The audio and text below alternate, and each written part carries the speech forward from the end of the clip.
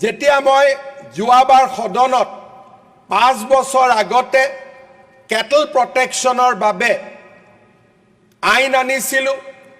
গো হত্যা বন্ধ কৰাৰ বাবে আইন আনিছিলোঁ, তেতিয়া সদনত ভিতৰে বাহিৰে এছাম লোকে আমাক সমালোচনা কৰিছিল আৰু তেওঁলোকে কৈছিলে যে কুৰবানীৰ দৰে প্ৰথাৰ বাবে গৰু বা গো অতিকে প্ৰয়োজনীয়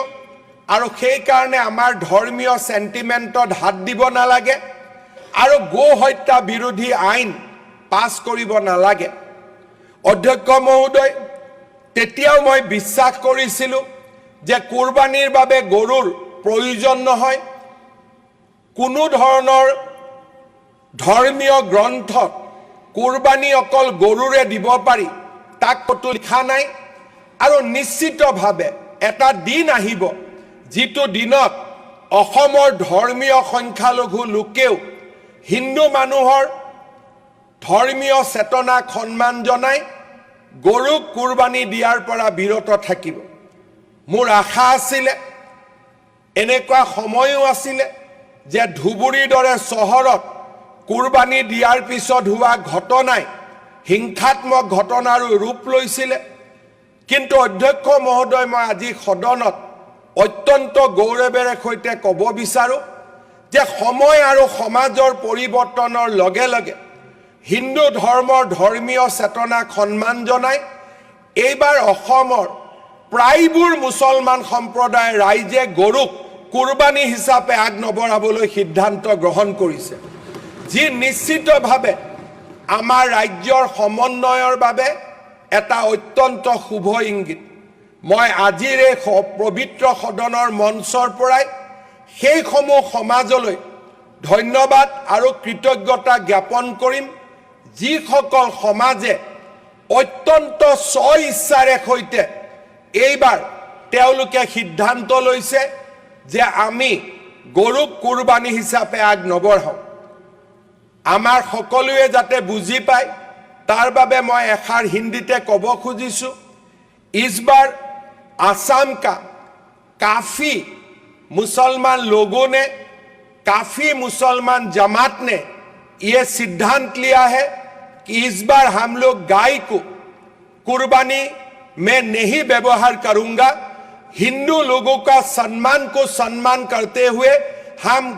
गौ माता को कुर्बानी का रूप में इस्तेमाल इस बार नहीं करूंगा। जी, जो एक नया समय का इंगित देते हैं, जो नया समय का एक स्पष्ट रूपरेखा भी हमारा सामने लाते हैं।